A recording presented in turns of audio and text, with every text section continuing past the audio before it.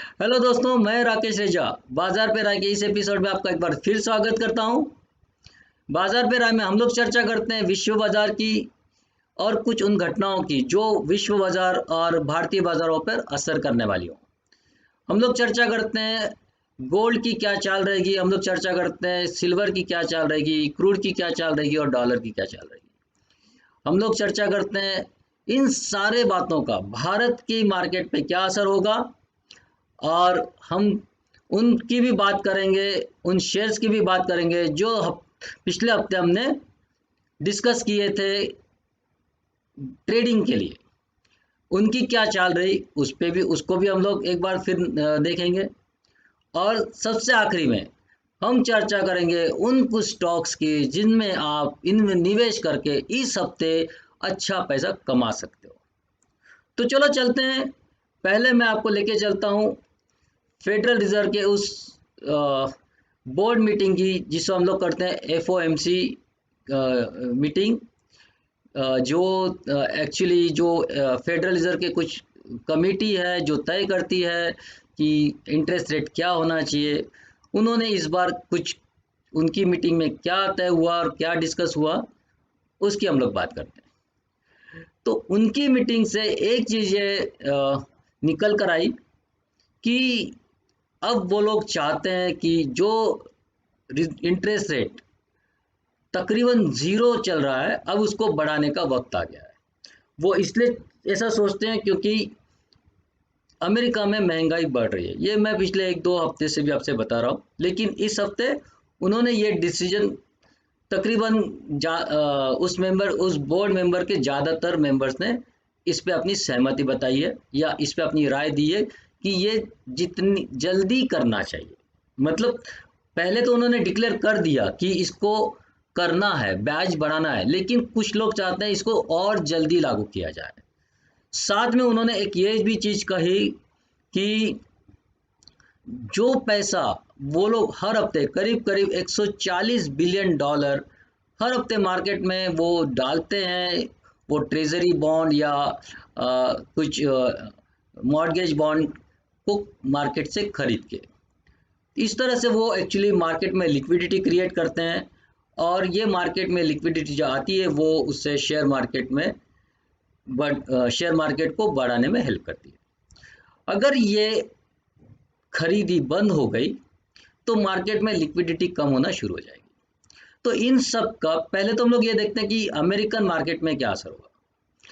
देखिए, अमेरिका में एक चीज़ और हो रही है और यूरोप में भी हो रही है, पर हम लोग अभी चर्चा करते हैं अमेरिका की कि वहाँ के जो हाउसिंग रेट्स है वो काफ़ी बढ़ गए हैं। मतलब वो अपने ऑल टाइम हाई पे चल रहा है। मतलब मकानों की कीमत अभी अपने ऑल टाइम हाई पे है। एक तरफ तो ये अच्छी निशानी है दिखाने की कि ये इकोनॉमी स्ट्रांग हो रही है, लेकिन इकोनॉमी जब बहुत स्ट्रांग हो जाती है तो हमको उसके दूसरे असर भी देखने चाहिए। तो उसमें से एक असर यह है कि ये इसका एक पूरा गणित अगर हम लोग समझेंगे तो अमेरिका में लोग जो मकान लेते हैं और उसको रेंट पे देते हैं, ये काफ़ी एक प्रॉफिटेबल बिजनेस है। जैसे इंडिया में हमको जितने मकान की प्राइस होती है कंपेयर टू उसका जो रेंट आता है वो काफ़ी कम होता है। मतलब हम लोग उससे आधा परसेंट भी रेंट नहीं आता है मंथली बेसिस पे। यही चीज़ अगर अमेरिका में देखा जाए तो प्राइस टू रेंट जो रेशो है वो काफ़ी बढ़िया है इन फेवर ऑफ रेंट। तो लोग बहुत कम इंटरेस्ट रेट पे, बोरोइंग रेट पे मकान खरीद लेते हैं और उसको रेंट पे देते हैं। ये एक अच्छा सा वहाँ प्रॉफिटेबल ऑप्शन है। लेकिन इसमें दो चीज़ होती है, क्योंकि अब मकान की प्राइसेस बहुत हाई हो गई हैं और इंटरेस्ट रेट भी अभी बढ़ सकता है, तो दो चीज़ निगेटिव होने जा रही हैं इस फील्ड के लिए। तो जिसके वजह से अब एक बबल क्रिएट हुआ है, जो बबल धीरे धीरे क्रिएट हुआ है, ये कुछ दिन तक और चलेगा। और जैसे ही प्राइसेस बढ़ना, इंटरेस्ट रेट बढ़ना चालू होंगे, प्राइस टू रेंट ये रेशो जो है वो भी काफ़ी बड़ा हुआ है। तो ये कुछ फेवरेबल कंडीशन नहीं होगी हाउस ओनर के लिए, और वहाँ से प्राइस गिरना शुरू हो जाएंगे। तो ये एक बबल टूटने का अंदेशा है, लेकिन अभी इसको टाइम है। पर ये मैं अभी से इसलिए बता रहा हूँ क्योंकि उसके निशान अभी से आपको दिखने लगेंगे। उसका भारतीय इकोनॉमी पे क्या असर पड़ेगा, वो अगर हम देखते हैं तो देखिए, अभी दो चीज हो रही है। डॉलर मजबूत होगा इन सब के वजह से। अगर डॉलर मजबूत होता है तो हम पे दोहरी मार पड़ेगी, क्योंकि हमारी इकोनॉमी काफ़ी कुछ इंपोर्ट बेस है। और अगर ये इंपोर्ट बेस है, वो भी खास करके ऑयल इंपोर्ट उसमें काफ़ी बड़ा है, तो ये इसका हम पे दोहरी मार पड़ेगी, क्योंकि ऑयल की प्राइसेस भी बढ़ी हुई हैं। और डॉलर की प्राइस भी अगर और बढ़ जाए तो ऑयल भी अपने आप में और महंगा होगा। और बाकी इंपोर्ट जो भी चीज़ हम लोग इंपोर्ट करते हैं, खासकर कई बार हम लोग रॉ मटेरियल हम लोग यूज़ करते हैं, चाइना से रॉ मटेरियल हमारा बहुत कुछ आता है, यूएस आता है, और वो जो आता है वो हमको काफ़ी महंगा पड़ेगा। डेफिनेटली एक्सपोर्ट हमारा कुछ, एक्सपोर्ट में हमको इसमें हेल्प होगी, लेकिन हमारा इंपोर्ट ज़्यादा है, इसलिए हमको हमारे इकोनॉमी के लिए ये ठीक नहीं है। तो इसका निगेटिव असर भी हमको देखने को मिलेगा कुछ दिन बाद। देखिए, इन सब का इमीडिएट कोई असर नहीं हो रहा है, पर मैं आपको प्रिपेयर कर रहा हूँ फ्यूचर के लिए। ये इसका असर आएगा ज़रूर, और जब इसका असर दिखना लगेगा तो शेयर मार्केट पे भी इसका असर पड़ेगा। तो चलो चल के देखते हैं कि चार्ट हमको क्या बता रहे हैं, और चार्ट पे हम क्या हलचल होते हुए देख रहे हैं। तो दोस्तों, देखते हैं कि चार्ट क्या बोल रहे हैं। चार्ट लास्ट वीक का क्या हाल रहा और अगले वीक का क्या हाल रहने वाला है। तो चार्ट की भाषा को समझते हैं। चार्ट, ये नस्डैक का चार्ट है, जो वीकली चार्ट पे मुझे बता रहा है कि लास्ट वीक भी नस्डैक ने नया हाई बनाया और नए हाई पे जाके बंद हुआ। डाउ जोन्स नया हाई तो नहीं बनाया, लेकिन अपने हाईएस्ट लेवल पे ही बंद हुआ। डैक्स डैक्स भी अपने हाईएस्ट लेवल पे बंद हुआ। डैक्स मतलब जर्मन। यूके भी अपने करीब करीब हाईएस्ट लेवल पे बंद हुआ। निकाई, जो कि डाउन ट्रेंड में है, इस बार भी डाउन नया लो बनाया है। हांगकांग नीचे रहा पूरी हफ्ता, और चाइना अपने रेंज में है। तो हम लोग ये कह सकते हैं कि यूरोपियन और अमेरिकन मार्केट अप ट्रेंड में है। Japan short term down trend में है, और चाइना अपने साइडवेज में है। हांगकांग भी थोड़ा डाउन। तो हम लोग ये बोल सकते हैं कि ईस्ट साइड जो है, मतलब एशिया है, वो थोड़ा सा नरम है, लेकिन वेस्टर्न कंट्रीज, यूरोप और अमेरिका अपने हाईएस्ट लेवल पे ट्रेड कर रहे हैं, जहां ट्रेड में कोई कमी नहीं आई है। तो इसको अगर हम लोग और देखते हैं कि डॉलर क्या कर रहा है, तो डॉलर को हमको देखना पड़ेगा। हम लोग एक्चुअली देखेंगे इसको अवरली चार्ट में, जहां हमको उसको बेटर समझ में आएगा। तो डॉलर है, जिससे मैंने कहा था कि ये रेंज बाउंड रहेगा, और उसी रेंज में नो ट्रेड जोन में ही ये ट्रेड करता रहा पूरे वीक में। इसमें कोई आपको बदलाव नहीं दिख रहा है। यूके ऑयल को छोड़ते हैं और गोल्ड पे आते हैं। वाह, फैंटास्टिक। गोल्ड मैंने सलाह दी थी बाय करो, और टारगेट आपको दिया था 48249 का। अब वाह, फैंटास्टिक। आप देख सकते हो कि एग्जैक्ट टारगेट को हिट किया, और वहां से ये नीचे आया है ना। तो हमने जो चाहा हो गया, मैंने जो कहा वो वहां से टच करके आ गया। अब क्या करेंगे, नेक्स्ट वीक के लिए क्या टारगेट रहेगा, नेक्स्ट वीक के लिए क्या चाल होनी चाहिए। तो मैं यहाँ से अभी आपको ये सलाह दूंगा कि अब हम लेवल्स को थोड़ा चेंज करते हैं। ये वाली लेवल, सेल वाली लेवल यहाँ लेके आते हैं, और ये टारगेट रहेगा, और बाय हम लोग अब इसके ऊपर ही करेंगे। तो हमको बाय करना है यहाँ से, इसके ऊपर हम बुलिश रहेंगे, और और इस लेवल के नीचे हम लोग बेरिश रहेंगे। ये टारगेट के लिए हम लोग सेल करेंगे। तो नेक्स्ट वीक के लिए हमको करना क्या है, नेक्स्ट वीक के लिए हमको करना क्या है, 48249 जो कि हमारा लास्ट वीक का टारगेट था।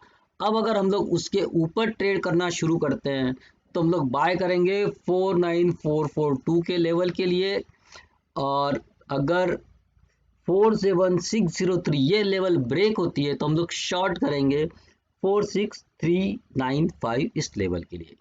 ये रहेगा हमारा नेक्स्ट वीक का ट्रेड गोल्ड के अंदर। फिर आगे हम लोग चलते हैं क्रूड।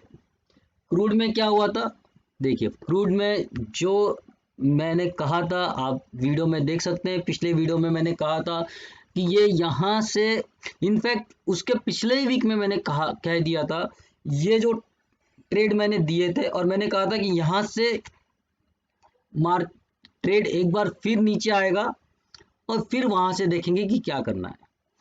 और जैसा कि यहाँ देख सकते हैं, यहाँ उसने एक ये ऊपर थोड़ा जाने की कोशिश की और फिर जो नीचे आया फिर उसी लेवल पे आया जो मैंने आपको शॉर्ट करने के बाद में टारगेट दिया था, एग्जैक्ट उसने उसी को टच किया और फिर वहां से ये घूम गया।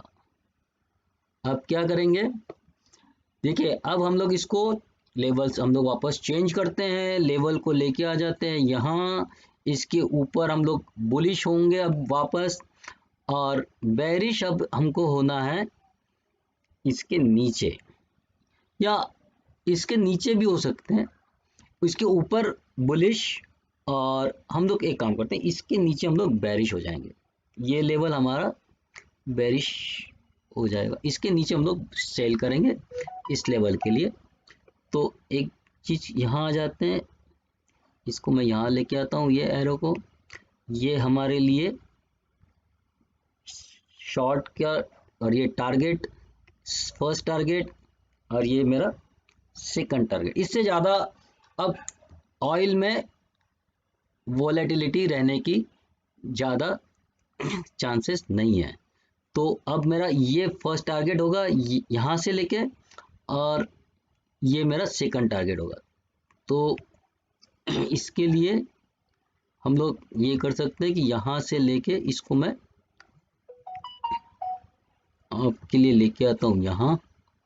तो इसके ऊपर अब हम लोग बाय करेंगे, जो लेवल बंद हुआ है वहाँ से ये कंटिन्यूस ऊपर जा सकता है। तो पहला टारगेट ये होगा और सेकंड टारगेट हमारा जो प्रीवियसली डिसाइडेड था वहाँ। तो अब हम लोग क्या करेंगे, 5461 इसके नीचे शॉर्ट करेंगे 5289 के लिए, और बाय करेंगे हम लोग 5556 के ऊपर, और यस या सॉरी 5588 के ऊपर हम लोग बाय करेंगे, और टारगेट होगा 5727 और सेकंड टारगेट होगा 5825। तो यहाँ भी मैं मार्क कर देता हूँ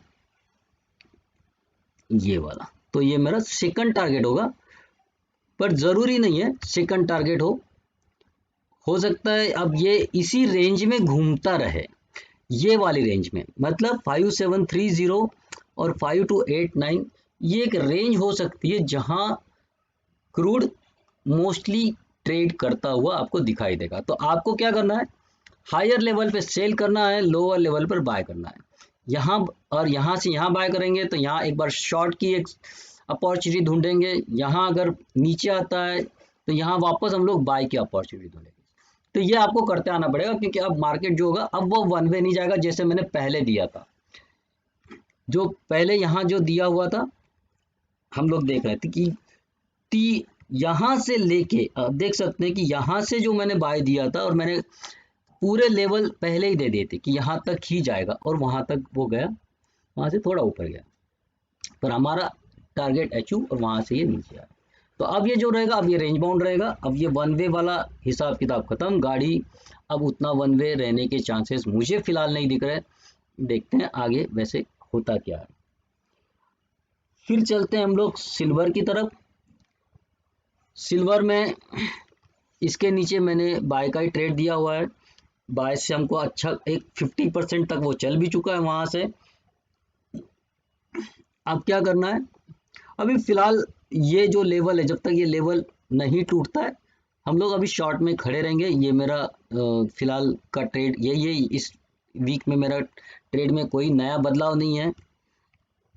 देखते हैं अगर ये यहाँ से ऊपर, या फिर एक काम कर सकते हैं सर, चलो एक ये दिखता है, अगर ये लेवल ऊपर यहाँ से ऊपर निकलता है, अब मैं थोड़ा सा चेंज करता हूँ, ये लेवल को यहाँ के जगह मैं यहाँ लेके आता हूँ, ये यहाँ से ऊपर मेरा बाय रहेगा और फर्स्ट लेवल मेरा ये रहेगा, फर्स्ट लेवल एग्जैक्ट ये रहेगा, ये यहाँ तक। और अगर ये ब्रेक होता है, थोड़ा सा मुश्किल लगता है मुझे, तो फिर मैं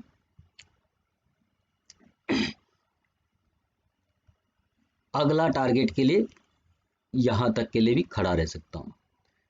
पर मुझे देखना है यहाँ क्या होता है और अकॉर्डिंगली मैं चेक करूँगा। अगर मुझे यहाँ नीचे गिरता हुआ दिखता है तो मैं फिर हो जाऊँगा। यहाँ भी मुझे एक रेंज बाउंड ट्रेड दिख रहा है, इसको हम लोग यहाँ से यहाँ नीचे सेल ही कर रखेंगे। अगर आपको नई पोजीशन लेना है तो आपको इसके नीचे सेल करना है। अगर आप ऑलरेडी सेल में है तो आप खड़े रहेंगे, अगर आपको नया सेल करना है तो आप इसके नीचे सेल करेंगे और यही आपका टारगेट होगा। ठीक है, तो अब हमारा ये नए लेवल क्या आ गए, 68571 के नीचे हम लोग सेल करेंगे और 69703 के ऊपर हम लोग बाय करेंगे। बाय अगर हमारा होता है तो 70961 ये मेरा फर्स्ट टारगेट होगा, 71757 ये मेरा सेकंड टारगेट होगा और नीचे की ओर 66998 ये मेरा टारगेट होगा। फिलहाल मैं आपको एक ही टारगेट इसमें दे रहा हूँ सिल्वर के लिए, फिलहाल दूसरा कोई टारगेट अभी है नहीं। मुझे लगता है कि मार्केट इस समय भी एक रेंज बाउंड रहने की पूरी संभावना है।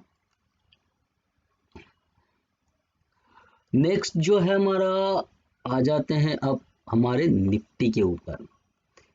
निफ्टी क्या बता रहा है, निफ्टी ये है अवरली चार्ट। ये आपको अगर याद होगा मैंने कहा था कि ये यहीं तक बढ़ने की जो स्कोप है, प्रोबेबली यहाँ ये जो लेवल था ये मैंने दिया हुआ था, सेकंड लेवल मेरा जो दिया था वहां तक ही जाने का मैंने कहा था। और मैंने कहा था कि बहुत कम चांस है कि वो 59981 भी टच कर ले, लेकिन उसने जो मैंने सेकंड टारगेट आपको दिया था, फर्स्ट और ये सेकंड, ये उसने एग्जैक्टली अचीव किया और वहां से ही जो घूम गया वो परफेक्ट वापस नीचे आया। अब वापस हम लोग उसी लेवल पे हैं जहां हम लोग ने पिछले वीक में शुरुआत की थी। मतलब ये जो नो ट्रेड जोन था जो हमारा, जिसके ऊपर हमने बाय और सेल के लेवल्स दी थी, हम लोग वहां ही हैं फिर भी। तो इस बार भी मेरे लेवल्स में कोई चेंज नहीं है, हम लोग सेम लेवल्स को अभी भी फॉलो करने वाले हैं। ये मेरा नीचे की ओर शॉर्ट का सेल रहेगा, ये मेरा यहाँ से ऊपर की ओर ये टारगेट, लेकिन थोड़ी सी ठीक है, ये यही फिलहाल टारगेट, फर्स्ट टारगेट अभी भी हम लोग इसी को रखेंगे, सेकंड टारगेट वही होगा। अब देखते हैं सेकंड टारगेट के बाद में क्या होता है। देखिए यहाँ भी सिंपल आपको ये करना है, हर लेवल पे आपको रिवर्सल भी ढूंढना है। अगर नीचे आ भी जाता है ये यहाँ, तो यहाँ आपको वापस एक बाय की अपॉर्चुनिटी मिलेंगी, उसको आपको मिस नहीं करना है। तो आप शॉर्ट अगर मिलता है 15,660 के नीचे आप शॉर्ट करेंगे और 15,500 का आपका टारगेट होगा। तो मतलब ऑलमोस्ट 150 पॉइंट का आपका यहाँ टारगेट है। यहाँ आती है, आप छोटा सा स्टॉप लॉस रखिए, छोटा सा स्टॉप लॉस कितना, ये वाला। तो 15,500 के आसपास आता है, अब वहां बाय कीजिए, एक 40 पॉइंट का स्टॉप लॉस रखिए और फिर वहां से वापस 15,660, 15,700 35 ये हमारे, और 15,829 ये हमारे टारगेट होंगे। अगर नीचे आता है तो हम वीक को खत्म करते करते हम लोग वापस इस लेवल पे आने के पूरे स्कोप है। और अगर हम लोग ऊपर चलते हैं तो ये लेवल हमारे आने ही वाले हैं। तो ये रहा मेरा निफ्टी। अब बैंक निफ्टी को देखते हैं। वाह, बैंक निफ्टी देखेंगे आप, फैंटास्टिक। मैंने कहा था कि निफ्टी अगर चलता है तो बैंक निफ्टी को चलना ही पड़ेगा। तो बैंक निफ्टी भी चला, और फर्स्ट सेकंड थर्ड यहाँ मैंने तीनों टारगेट आपको दिए हुए थे, और तीनों टारगेट अचीव हुए। और वहां से एग्जैक्ट उसी लेवल से प्राइस नीचे आई, नीचे आके वापस फिर ये उसी लेवल पे। यहाँ भी हम लोग अपने लेवल्स को अभी इंटैक्ट रखेंगे, लेकिन ये लेवल चूंकि यहाँ है तो अब हम लोग शॉर्ट की लेवल ये करेंगे। हम लोग इस लेवल के नीचे शॉर्ट करेंगे, इस लेवल के नीचे,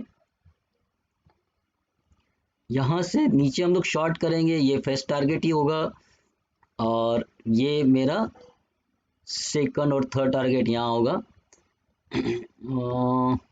इसको मैं अभी फिलहाल इंटैक्ट रखता हूँ, थोड़ा एडजस्ट करता हूँ प्राइस के हिसाब से, और ये मेरा सेकंड टारगेट होगा। मुझे लगता नहीं है कि अब ये ज़्यादा यहाँ से इतना नीचे आने वाला है, पर नीचे आता है तो हमको 34,840 के नीचे शॉर्ट करना है,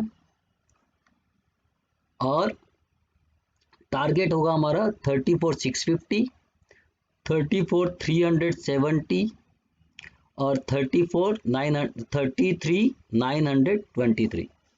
पर 923 ये आ भी सकता है, नहीं भी आ सकता है। अब मार्केट में उस समय क्या सिचुएशन बनती है, पर अदरवाइज मेरा जो मैक्सिमम गिरावट का मेरा जो अंदाज है वो सेकंड लेवल 34,366, इससे ज़्यादा नीचे गिरने के चांस मुझे दिखते नहीं हैं। और इसको मैं इनफैक्ट थोड़ा सा नीचे कर लेता हूँ। यहाँ ये लेवल मुझे ज़्यादा सही लग रही है जो आ सकती है, मतलब सेफर साइड में आप ये लेवल बना के चाहिए। तो एक काम करते हैं, तो ये लेवल के लिए हम लोग ट्रेड करेंगे मैक्स। तो ये दो लेवल है जो हम इसके लिए शॉर्ट कर सकते हैं। अदरवाइज अभी भी मेरा जो ये है वो व्यू है वो इंटैक्ट है अपसाइड का। तो अभी फिलहाल डाउनवर्ड साइड में नहीं दे रहा हूँ। तो मेरा ये जो लेवल रहेगा यहाँ हम लोग बाय करेंगे, और फिर इसी लेवल के लिए हम लोग बाय करेंगे। तो ये लेवल्स मैं मिटा दे रहा हूँ, और ये भी मिटा दे रहा हूँ। अब हम लोग डायरेक्ट इस लेवल के लिए 35,330 के ऊपर हम लोग बाय करते हैं, और 35,798 या 35,800 ये लेवल के लिए हम लोग बाय करेंगे नेक्स्ट वीक के लिए। तो अभी हमारा मेन जो मेरा अंदाज है 34,360 और 35,798, मतलब 35,800 ये है। ये रेंज होगी आपकी अगले वीक की।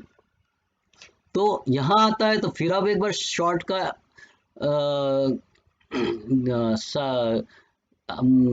शॉर्ट की आप अपॉर्चुनिटी देख सकते हो, और यहाँ आता है तो आप यहाँ वापस एक बाई की अपॉर्चुनिटी ढूंढ सकते हो।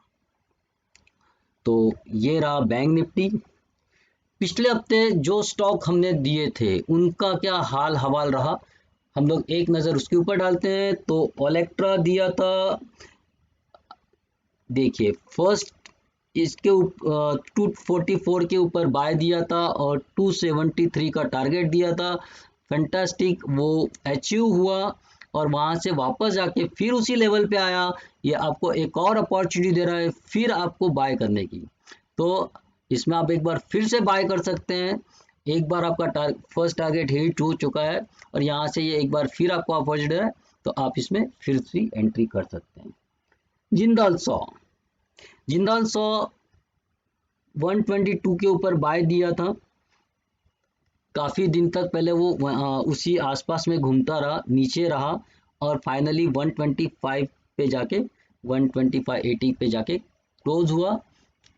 ट्रेंड इंटैक्ट है, ट्रेड इंटैक्ट है, कुछ नहीं करना है। नहीं लिया है तो आप फिर ले सकते हो, इसमें आपको पैसे बनेंगे। और टारगेट, लंबा टारगेट है 144 का पक्का आएगा, तो आपको इसमें बने रहना है।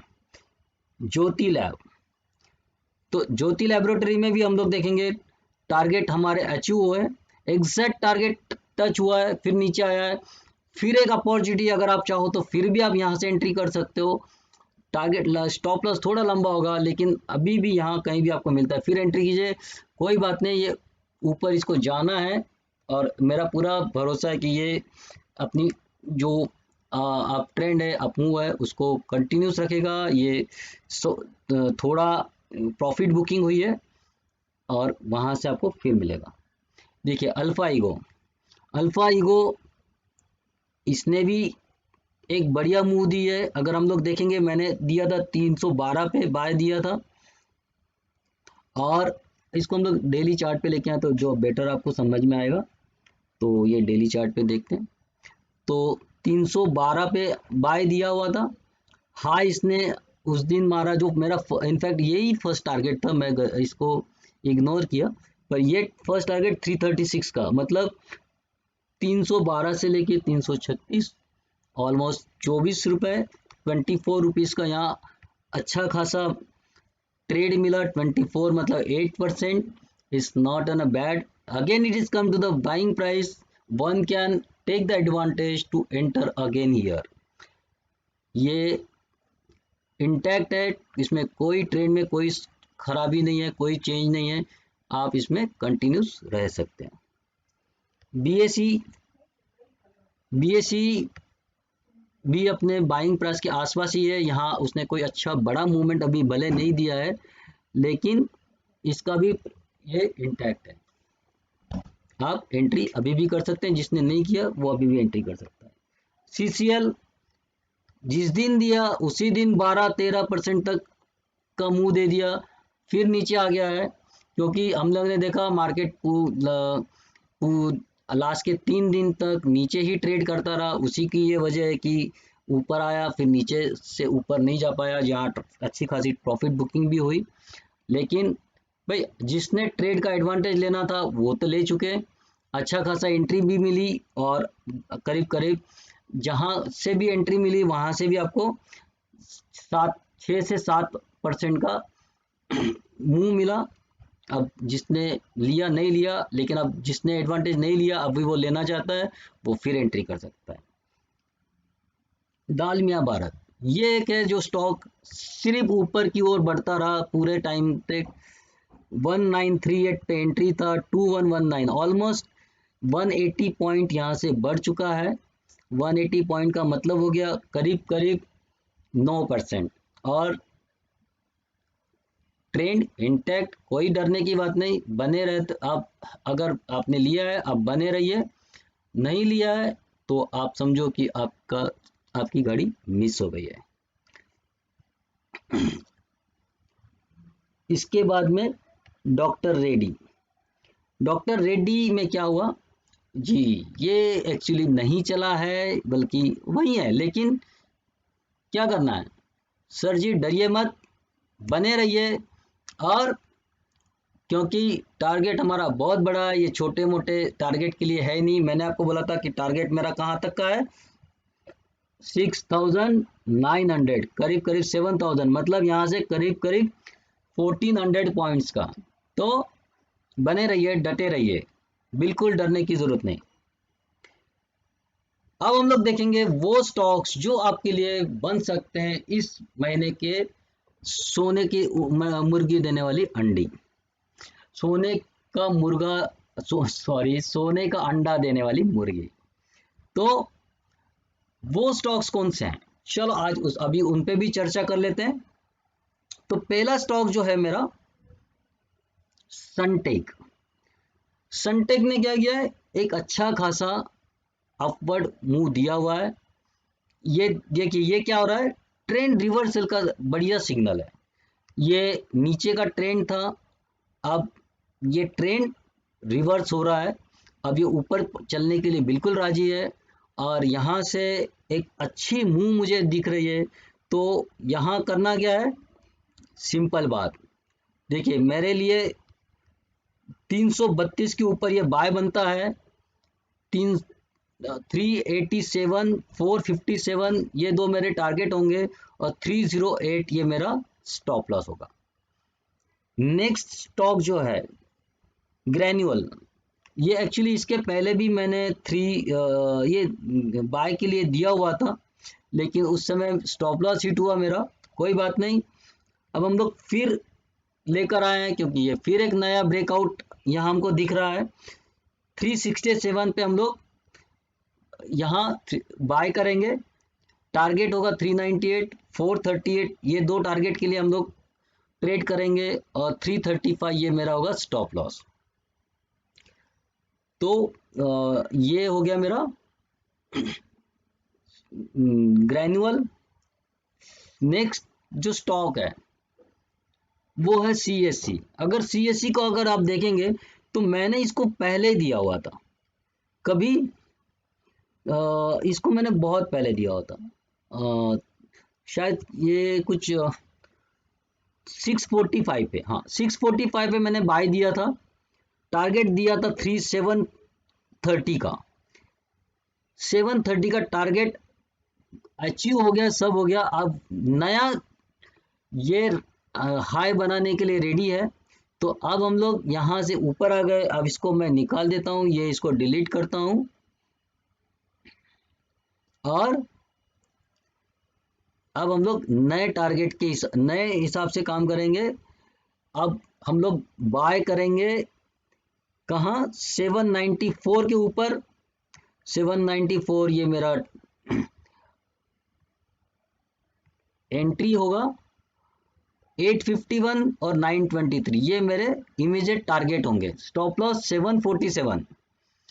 तो CSC में एक चीज मैं और आपको बताना चाहता हूँ, ये आपके लॉन्ग टर्म पोर्टफोलियो में रहना चाहिए। ये एक बहुत ही बढ़िया कंपनी है, इसका रिकॉर्ड बहुत बढ़िया है, थोड़ा मार्केट के साथ में नीचे ऊपर होता है, लेकिन अगर आप लॉन्ग टर्म इसका हिस्ट्री देखेंगे तो ये एक बहुत बढ़िया कंपनी है।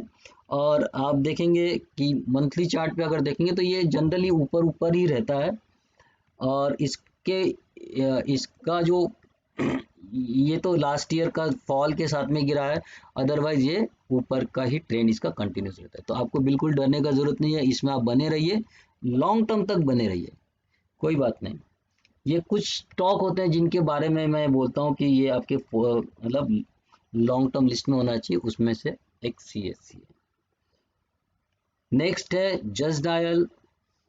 जस्ट डायल देखिए, ये अभी ये नए कुछ बिजनेस के साथ में मार्केट में आ रहे हैं, मतलब इनका जो एक बिजनेस स्ट्रेटेजी या जो थी, अब इन लोग ने उसमें कुछ काफ़ी सारी चीज़ें ऐड की हुई हैं, और इसी के लिए इसमें एक नया प्रपोजिशन बन रहा है, नई चीज़ें इसमें आ रही हैं जो इस कंपनी को आगे लेके जा सकती हैं। तो हमको क्या करना है, उस नए सिनारियो के लिए ट्रेड करना है। क्या होगा, ट्रेड कहाँ करेंगे हम लोग, 1111, वाह फैंटास्टिक, क्या शुभ फिगर है। ये तो आपको बोल ही रही है कि अभी बाय कर ही लो, है ना, 1111। तो इसके ऊपर बाय करेंगे 127916221839, वाह लंबा लंबा ट्रेड है ये। इसके लिए आप बाय करेंगे, स्टॉप लॉस आपका रहेगा 981 का। तो स्टॉप लॉस भी थोड़ा बड़ा है, लेकिन ठीक है, आपकी टारगेट्स भी काफ़ी बड़े हैं, और इतना नहीं है कि फटाक से आ जाएंगे। जब टारगेट बड़ा हो तो आपको पेशेंस रखना पड़ेगा, और उस पेशेंस के साथ में आपको रुकना पड़ेगा, तब जाके आप उन टारगेट्स को अचीव कर पाओगे। नेक्स्ट वन है एडेलवीज। एडेलवीज यहाँ से देखेंगे तो आपको लगेगा कि हम लोग अभी रेजिस्टेंस के पास में खड़े हैं, ये सही है, लेकिन रेजिस्टेंस एक्चुअली हम लोग देखेंगे तो बहुत अच्छे वॉल्यूम के साथ में रेजिस्टेंस ब्रेक करने के लिए रेडी है। यहाँ से हमको बाय करना है, क्योंकि टारगेट्स हमारे यहाँ भी काफ़ी बड़े बड़े हैं। 86 पे हम लोग बाय करेंगे, स्टॉप लॉस होगा 86.5 पे बाय करेंगे, टारगेट होगा 101, 134, 177, मतलब दुगना से भी ज़्यादा होने के चांस यहाँ है। आप लोग बिंदास खड़े रहिए, देखेंगे मार्केट अगर चलता रहा तो ये उसके ज़्यादा तेज़ी से चलेगा। क्यों ज़्यादा तेज़ी से चलेगा? क्योंकि ये थोड़ा लैगार्ड है, ये मार्केट के साथ में उतना नहीं चला है, तो अब इसको अब चलेगा। ओके, तो अब ये चलेगा, तो इसको अब लेना है। 73 हमारा स्टॉप लॉस होगा और टारगेट्स तो मैंने आपको बता दिए हैं। आप इसमें अपना स्टॉप लॉस के साथ में, ट्रेलिंग स्टॉप लॉस के साथ में आप बने रहिए। और नेक्स्ट जो है मेरा हेरिटेज फूड। हेरिटेज फूड, वाह क्या चार्ट है, क्या पक्का एकदम बढ़िया से अब ट्रेंड बन रहा है और इंटैक्ट है, ट्रेंड बिल्कुल इंटैक्ट है, टारगेट्स भी इंटैक्ट ही रहेंगे। हम ट्रेड करेंगे 492 के ऊपर, बाय करेंगे 565, 649, ये हमारे दो टारगेट्स होंगे और स्टॉप लॉस होगा 468 का। Heritage food. और मेरा आखिरी जो ट्रेड है, आखिरी जो स्टॉक है इस वीक के लिए, वो है MFSL, max financial services. Okay, ये अपने ऑल टाइम हाई पे है, देखिए ऑल टाइम हाई पे है, तो इसलिए टारगेट्स निकालने के लिए मैंने फिबोनाची का यूज़ किया है। तो टारगेट हमको एंट्री करना है 1077 पे। स्टॉप लॉस आपका स्ट्रिक्ट होना चाहिए, यहाँ आप स्टॉप लॉस को नहीं, क्योंकि अगर हाई जब अपने ऑल टाइम हाई पे रहता है तो मुड़ता है तो गिरता भी काफ़ी तेज़ी से, तो स्टॉप लॉस आपको स्ट्रिक्ट रखना है 1015 का। ओके, और टारगेट हमारे लिए होंगे 1154 और 1244 के। तो ये MFSL के आपके टारगेट्स और स्टॉप लॉस।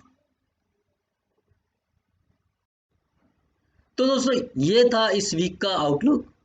हमने चर्चा की ग्लोबल सिनारियो की, इंटरेस्ट रेट की, फेड जो इंटरेस्ट रेट बढ़ाने की बात कर रहा है उसकी चर्चा की, और हम लोग ने वो स्टॉक्स भी देखे और हम लोग ने देखा काफ़ी अच्छा मुनाफा भी हमको हुआ है जो पिछले वीक में हम लोग ने शेयर्स चुने थे। इस वीक के लिए भी मैं बहुत अच्छे शेयर्स आपके लिए लेकर आया हूँ, आप उसमें ट्रेड करें, उसमें पैसा कमाएं, ये मेरी भी बहुत इच्छा है। लेकिन एक डिस्क्लेमर यहाँ देना चाहूँगा, मैं सेबी रजिस्टर्ड एनालिस्ट नहीं हूँ, ये जो कुछ है मैं अपने नॉलेज के बेस पे दिखाता हूँ, लेकिन इससे इसमें इन्वेस्ट करने से पहले आप अपने फाइनेंशियल एडवाइज़र से ज़रूर सलाह ले लें। आप जो भी ट्रेड लेंगे नहीं लेंगे, ये आपकी अपनी ज़िम्मेदारी पर आप करेंगे, उसका होने वाला फ़ायदा या उसका होने वाला नुकसान के लिए मैं किसी भी तरह ज़िम्मेदार नहीं हूँ। लेकिन मुझे आशा है कि ये सारा जो एनालिसिस है जो मैं लेकर आता हूँ आपके लिए, वो आपको अपने डिसीजन मेकिंग में हेल्पफुल होता होगा।